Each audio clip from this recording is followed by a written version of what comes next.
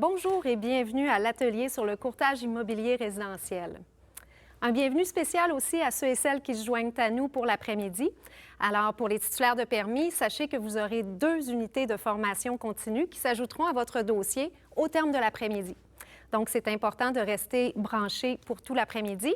Alors, vous aurez la chance de visionner l'atelier que je vais animer avec Jérémy. Également, vous aurez par la suite le forum de discussion et ça se terminera avec la conférence de Jean-François Ménard.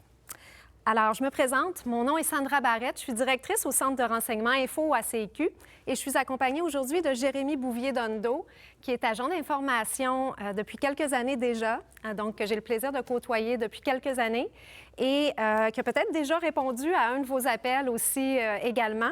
Alors, sachez que le Centre de renseignement répond à des dizaines de milliers d'appels à chaque année, donc provenant des titulaires de permis et également du public. Donc, l'objectif du présent atelier est de passer en revue quelques-unes des questions qui reviennent les plus fréquemment à Info à CQ et, en fait, de vous donner des réponses pour vous outiller dans le cadre de votre pratique. Donc, on vous invite à vous prêter au jeu et mettre à profit vos connaissances. Et il ne s'agit pas d'un examen, là. C'est ça, aucune réponse va être retenue contre vous, là, on vous rassure. Donc, vous le devinez bien, on va vous poser différentes questions pendant l'atelier. Il va également y avoir des choix de réponses qui vont être à l'écran. Puis on vous demanderait de prendre le temps de bien y répondre, considérant que les réponses, en fait, là, vont être visibles de tous. Et justement, pour voir ces réponses-là, je vous inviterai à quitter le mode plein écran en cliquant sur la flèche dans le bas de l'écran et plutôt vous retrouver en mode présentation. On ne le souhaite pas, mais si jamais il arrive des problèmes techniques pendant l'atelier, je vous inviterai à cliquer sur le bouton dans le bas de l'écran qui s'intitule « Des problèmes ». Merci, Jérémy. Pour cet atelier, nous avons le plaisir d'avoir avec nous, bien évidemment, des titulaires de permis œuvrant dans le domaine du courtage immobilier résidentiel, également des étudiants en courtage immobilier et quelques personnes du public. Donc, sans plus tarder, afin de s'assurer que le tout fonctionne bien, je vous pose une première question. Donc, à l'approche de l'Halloween, aimez-vous le chocolat? Alors, A, oui, B, non. Bien que les réponses sont parues. Vous êtes vite sur le bouton. Oui, absolument. Alors déjà, on voit qu'il y a plusieurs amateurs au niveau du chocolat. Donc, c'est parfait. Tout semble bien fonctionner. Alors, entrons maintenant dans le vif du sujet. Parfait. Bien, je me lance avec la première question. Dans ce cas, je vous mets en situation. Vous représentez un client vendeur. Puis à la prise du contrat de courtage, est-ce que le vendeur, de son côté, pourrait refuser de remettre les documents relatifs aux emprunts de l'acte de prêt, de la garantie hypothécaire, ainsi que toutes les pénalités qui peuvent y être associées? Je vous énonce les choix de réponse. Donc, soit A, oui. En vertu de la loi concernant la protection des informations confidentielles, le vendeur pourrait refuser. Sinon, l'option B, oui. Et vous devrez alors, de votre côté, faire vos vérifications diligentes au registre foncier.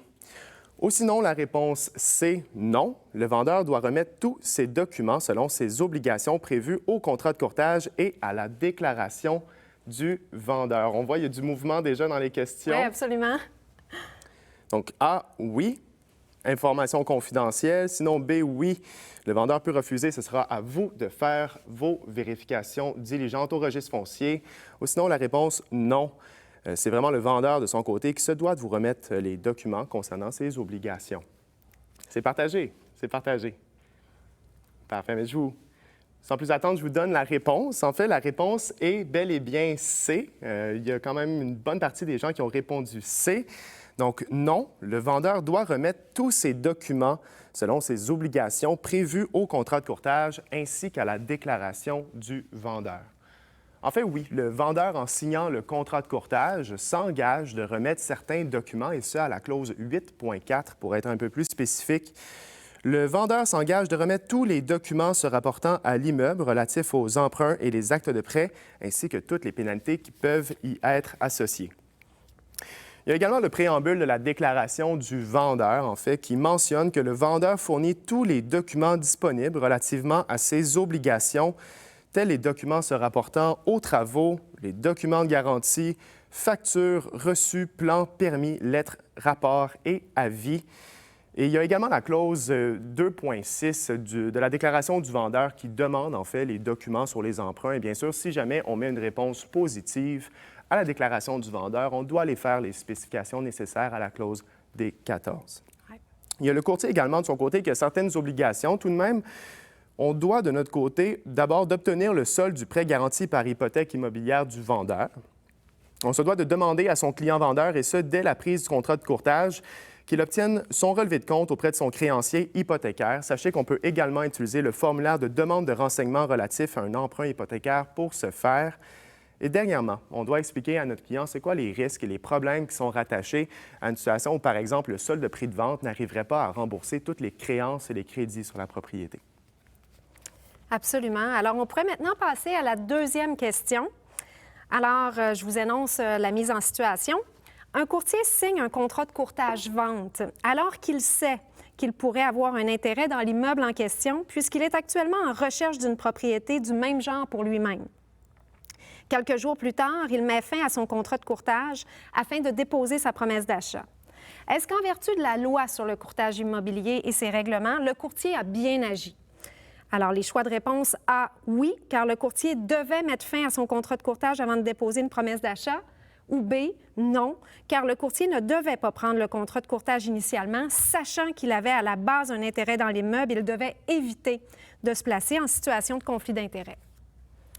Alors, on répète les choix de réponse et vous avez déjà commencé à répondre. On voit que ça s'active. Très partagé.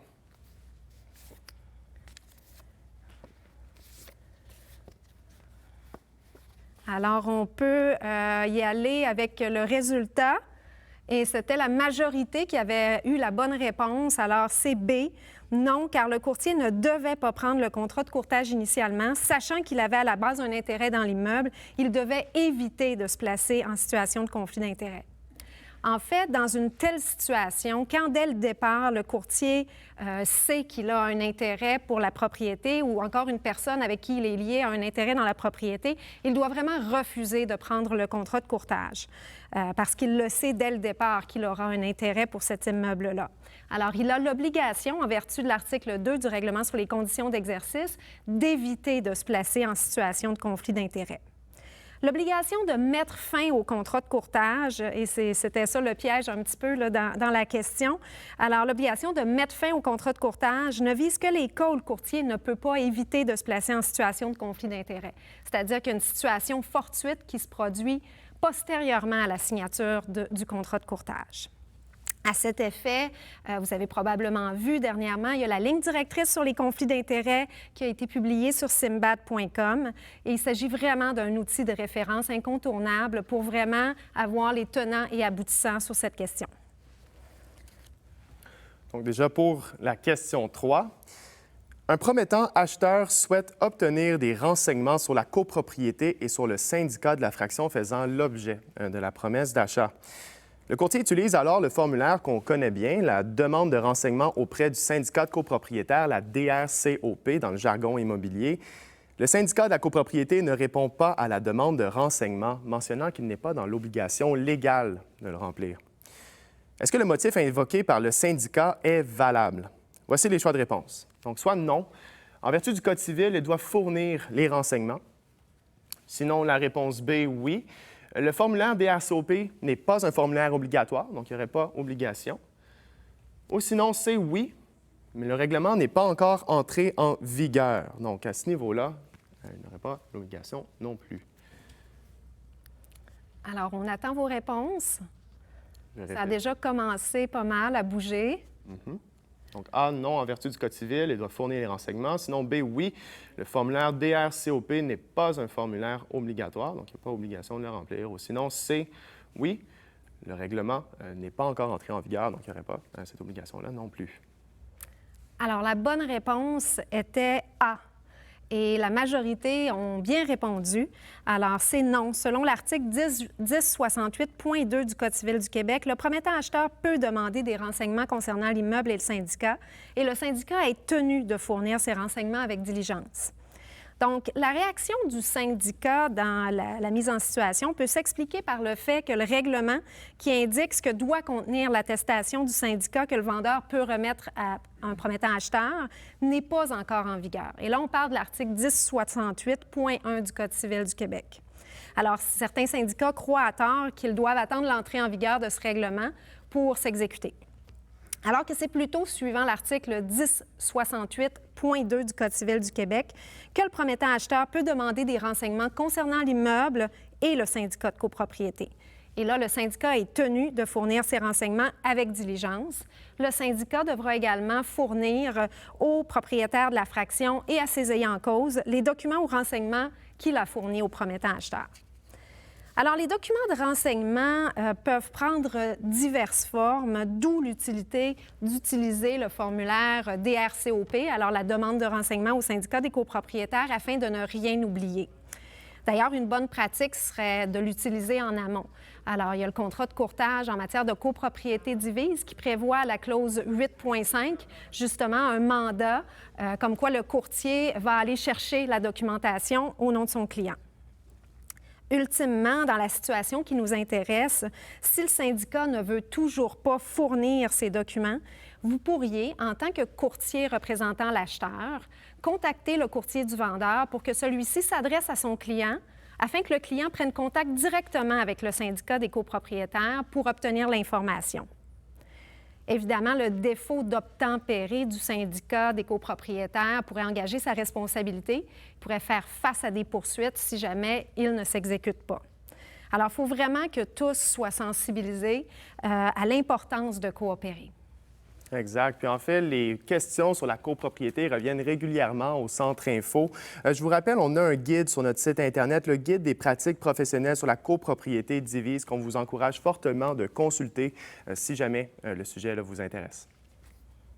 On pourrait passer à la question 4, Jérémy? Allons-y. Donc, lors de la signature d'un nouveau contrat de courtage-vente, le courtier inscripteur est-il tenu de consulter les fiches descriptives et les déclarations du vendeur antérieur? Donc, voici les choix de réponse. Soit A, oui. Cette vérification vous permet de découvrir l'existence de renseignements pertinents qui n'ont peut-être jamais été portés à l'attention du propriétaire actuel. Sinon, l'option B, non, car vous ne pouvez pas vous fier aux informations récoltées par un autre courtier. Vous devez faire vos propres vérifications. Ou sinon C, non, car il s'agit d'informations confidentielles que les courtiers précédents ont recueillies dans le cadre de leur exercice. Donc, soit l'option A, oui, sinon B, non, vous ne pouvez pas vous fier aux informations récoltées par un autre courtier. Ou sinon C, non, il s'agit d'informations confidentielles. Laisse un petit moment. Donc, la grande majorité, en effet, la bonne réponse. La bonne réponse est la réponse A. En fait, oui, en tant que courtier, on a une obligation d'effectuer certaines vérifications. C'est même un article de loi qu'on cite régulièrement au Centre Info. C'est au travers des règlements sur les conditions d'exercice d'une opération de courtage.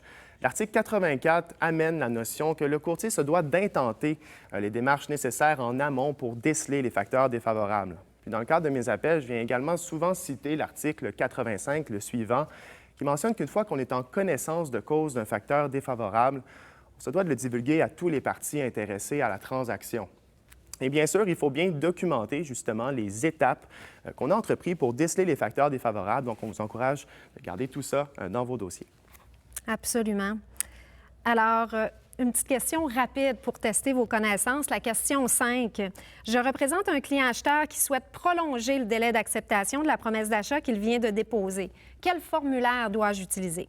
A. Bonification avant acceptation, BO. B. Modification, la MO. C. Aucun, car une fois la promesse d'achat signée par l'acheteur, la date de condition d'acceptation en 14.1 ne peut pas être changée. Alors, je répète les choix. A. La bonification avant acceptation. B. La modification. C. Aucun, car une fois la promesse d'achat signée par l'acheteur, la date de condition d'acceptation en 14.1 ne peut pas être changée.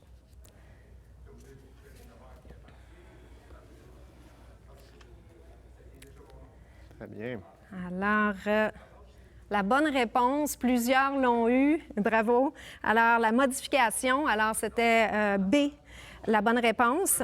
Alors, il est bien évidemment possible de changer le délai d'acceptation une fois la promesse d'achat signée par l'acheteur. Par contre, le changement de délai pour répondre à une promesse d'achat ne constitue pas une bonification comme telle. Alors, il faut vraiment utiliser le formulaire de modification à la clause 3.1 pour proroger le délai. Alors, l'AMO va être signé unilatéralement dans un premier temps par l'acheteur, puis par le vendeur seulement au moment où celui-ci va répondre à la promesse d'achat. C'est-à-dire que le vendeur n'a pas à signer la modification avant l'expiration de la promesse d'achat. La modification, toutefois, elle, doit être faite avant le délai d'expiration, bien évidemment, par l'acheteur. Et en revanche, si l'acheteur veut modifier à la hausse le prix d'achat ou encore offrir un autre avantage au vendeur, en plus de demander la modification du délai d'acceptation, alors là, dans ce cas-là, exceptionnellement, la bonification pourrait être utilisée parce qu'on vient proroger le délai là, de façon accessoire. En fait, le but était plutôt de bonifier la promesse d'achat au départ. Donc, question 6. Oui, absolument. Déjà. Une lettre de financement conditionnelle à une évaluation par l'institution financière, particulièrement en période d'effervescence immobilière, satisfait-elle à la clause 6.2 de la promesse d'achat? Donc, soit la réponse A, non, puisque l'engagement du prêteur se doit d'être sans condition. Sinon, la réponse B, oui, car il s'agit d'une procédure habituelle des institutions financières. Ou sinon, la réponse C, oui. Et puisque cela se produit dans un contexte exceptionnel de surchauffe immobilière, la clause 6.2 de la promesse d'achat est automatiquement prolongée pour donner un délai supplémentaire à l'évaluateur.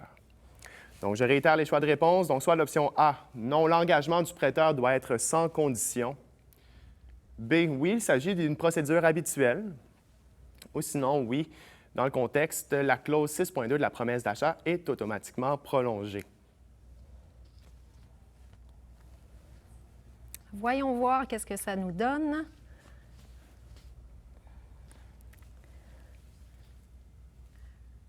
Alors, la bonne réponse, encore une fois, en grande majorité, bravo, à 80 la bonne réponse A, non, puisque l'engagement du prêteur doit être sans condition, et cela peu importe le contexte immobilier.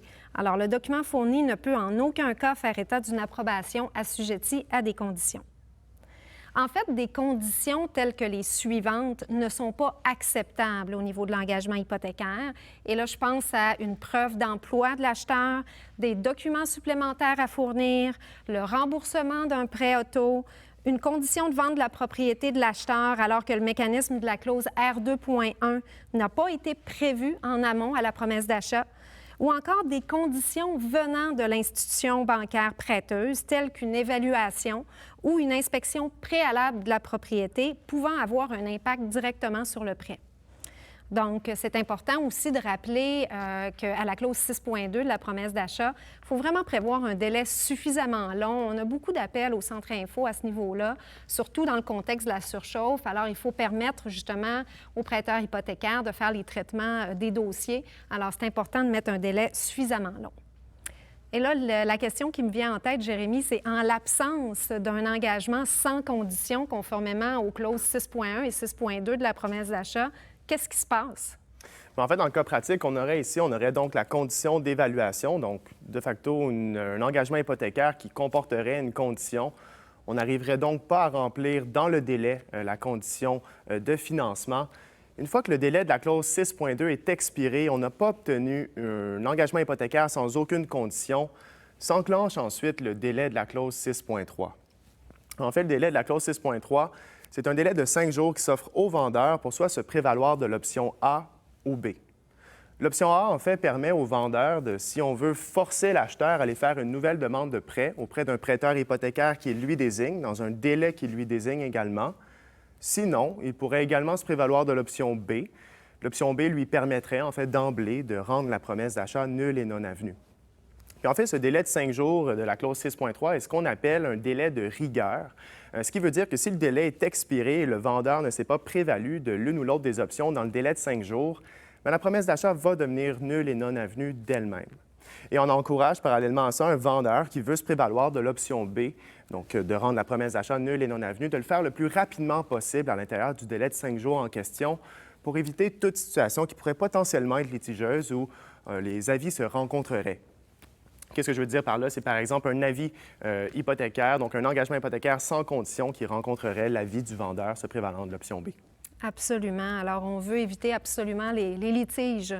Alors, on pourrait maintenant passer à la question 7, Jérémy. Certainement. La question 7, bon, c'est dans le contexte de notre pratique qu'on vit plusieurs situations. Malheureusement, c'est une question qui nous est souvent posée. Je me lance. Je représente un client vendeur qui malheureusement décède avant la fin de la transaction.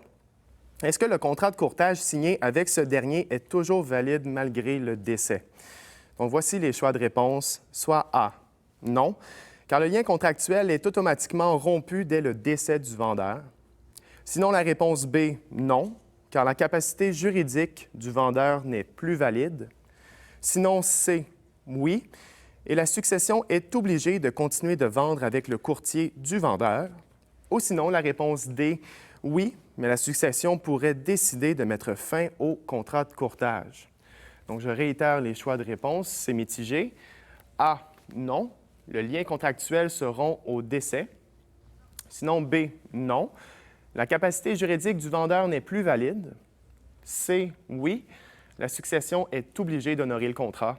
Ou sinon, D, oui, mais la succession peut choisir de mettre fin au contrat. Alors, c'est quand même partagé. La bonne réponse, c'est D. Alors, vous avez répondu à 47 adéquatement. Donc, oui, mais la succession pourrait décider de mettre fin au contrat de courtage. Alors, c'est important de rappeler que le contrat de courtage ne prend pas automatiquement fin en raison du décès du vendeur. Avant de poursuivre la mise en marché, la bonne pratique consiste à faire parvenir une lettre signée par le dirigeant d'agence au service de diffusion d'informations pour faire état de la situation et demander que la propriété soit temporairement mise hors marché. Comme ça donne le temps justement au courtier d'aller chercher la documentation, d'aller faire les vérifications pour voir ça va être avec qui la personne qu'il va traiter légalement. Donc, d'ici là, le courtier ne peut pas faire signer de documents transactionnels, ni mettre fin au contrat, ni présenter de promesses d'achat, ni autoriser des visites. Et à partir du moment où le courtier aura les documents en main, ainsi que la preuve qui lui permet de désigner qui est en droit de légalement signer, eh bien, il devra vérifier avec la succession s'ils veulent ou pas continuer de mettre en vente la propriété. Alors, il y a une modification, évidemment, qui devra être faite au contrat dans ce contexte-là.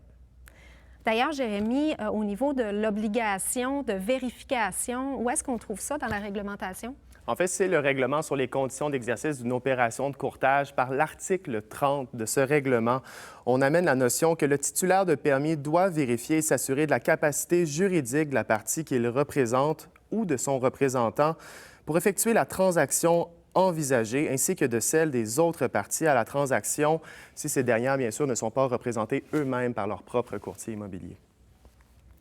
Je pense qu'on a encore du temps pour une dernière question. Qu'est-ce que tu en dis? Rapidement, on se lance. Question 8. Comme titulaire d'un permis restreint au courtage immobilier résidentiel, puis-je accepter en co-inscription un contrat de courtage pour la vente d'un triplex de 1000 pieds carrés par étage, dont le premier étage est à vocation uniquement commerciale? Donc, voici les choix de réponse. A. Non. Vous pouvez cependant diriger le client vers un courtier immobilier commercial qui pourra partager sa rétribution avec vous. Sinon, l'option B. Non. Le fait d'être en co-inscription ne peut permettre à un titulaire d'agir hors de son champ d'exercice visé par la restriction qui affecte son permis. Ou sinon, c'est oui, car la superficie est plus de 50 résidentielle et qu'il s'agit d'un immeuble de moins de 5 logements.